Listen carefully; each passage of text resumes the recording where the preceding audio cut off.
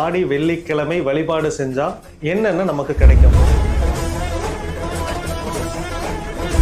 குழந்தை பாக்கியம் கிட்டும்.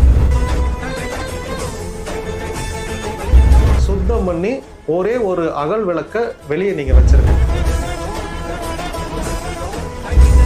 விளக்கையவே அம்மனா நீங்க பாவிச்சு இந்த வழிபாட்டை நீங்க மேற்கொண்டீங்கன்னா பிரச்சனை தீரும். லட்சுமி உள்ள வந்துட்டாலே இப்ப செல்வம் பெருகும்.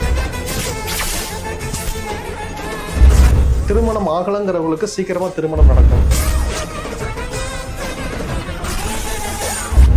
ஆடி வெள்ளிக்கிழமை வழிபாடு செஞ்சா என்னென்ன நமக்கு கிடைக்கும்? முதலாவது, கடன் தீரும், வருமானம் அதிகரிக்கும், குழந்தை பாக்கியம் கிட்டும், திருமணம் ஆகாதவர்களுக்கு சீக்கிரமா திருமணம் நடக்கும். இந்த 3 விஷயம் சீக்கிரமா நடக்கும். எப்படி வழிபாடு பண்றது? ஆடி மாதத்தில் வரக்கூடிய ஒவ்வொரு வெள்ளிக்கிழமையுமே ரொம்ப சிறப்பானது. முதலாவது, தெய்வம் நம்ம வீட்டுக்குள்ள வரணும் அப்படின்னா ஃபர்ஸ்ட் சரியாக வேண்டியது நம்மளுடைய வாசல். சாணி தெளிச்சு கோலம் போடுங்க.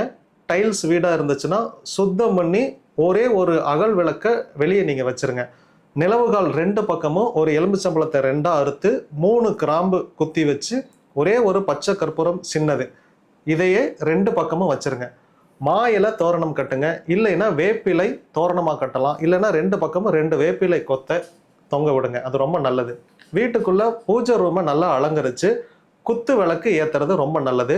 குத்து விளக்கையவே அம்மனா நீங்க பாவிச்சு இந்த வழிபாட்டை நீங்க மேற்கொண்டீங்கன்னா அதீத நன்மைகள் உங்களுக்கு கிடைக்கும்.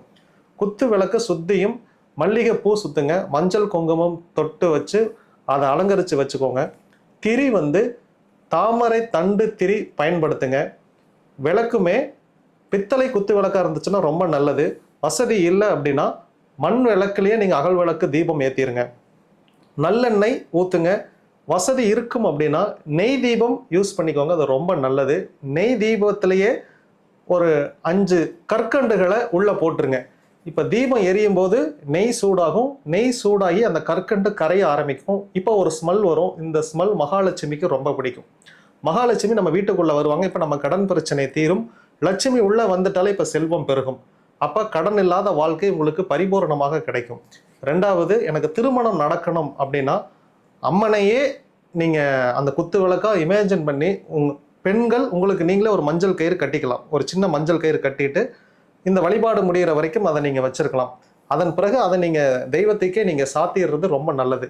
பக்கத்தில் இருக்கக்கூடிய ஏதாவது ஒரு மாரியம்மன் கோவிலுக்கு நீங்கள் அம்மனுக்கு ஒரு வஸ்திரம், கண்ணாடி வளையல், கண்ணாடி, தேங்காய், பூ, பழம் எல்லாமே மங்களகரமான பொருட்கள், கஸ்தூரி மஞ்சள், வெத்தலை இது எல்லாமே படைச்சு ஒரு நெய்வேத்தியம் செஞ்சு சிறப்பு வழிபாடு பண்ணுங்க. இனிப்பு எவ்வளோ கொடுக்க முடியுமோ தானமாக கொடுங்க. அதுவுமே ரெட் கலரில் இனிப்பு செஞ்சு அந்த பதார்த்தங்களை குழந்தைகளுக்கு தானமாக கொடுக்கறது ரொம்ப நல்லது. திருமணம் ஆகலைங்கிறவங்களுக்கு சீக்கிரமாக திருமணம் நடக்கும். குழந்தை பாக்கியம் இல்லாமல் இருக்கிறவங்களுக்கும் சீக்கிரமாக குழந்தை பாக்கியம் கிட்டும். இதை வெள்ளிக்கிழமை செய்யுங்க. உங்களுக்கு திருமணம் சீக்கிரமாக நடக்கும். குழந்தை பாக்கியம் வேணும் அப்படின்னா இதே வழிபாட்டை செவ்வாய்க்கிழமை செய்யுங்க. செவ்வாய்க்கிழமை அப்படிங்கிறது ஒரு ஆண் கிரகம். 2வது, செவ்வாய்க்கிழமை உங்களுக்கு சீக்கிரமாக குழந்தை பாக்கியத்தை கொடுக்கும். செவ்வாய்க்கிழமை விரதம் இருந்தீங்க அப்படின்னா உங்கள் உடம்பில் இருக்கக்கூடிய ஹீட் ரெடியூஸ் ஆகி சீக்கிரமாக நீங்கள் கன்சீவ் ஆவீங்க. அதே மாதிரி புத்திரகாரகன் வியாழக்கிழமை குரு பகவான். வியாழக்கிழமை இந்த வழிபாடு நீங்கள் பண்ணுறது உங்களுக்கு அதீத நன்மைகளையும் கொடுக்கும். வெள்ளிக்கிழமை செய்தாலும் நல்லது. இல்லை என்றால் வியாழன் மற்றும் செவ்வாய்க்கிழமைகள் இதே வழிபாடு செஞ்சீங்கன்னா குழந்தை பாக்கியம் உங்களுக்கு ஈஸியாக கிடைக்கும்.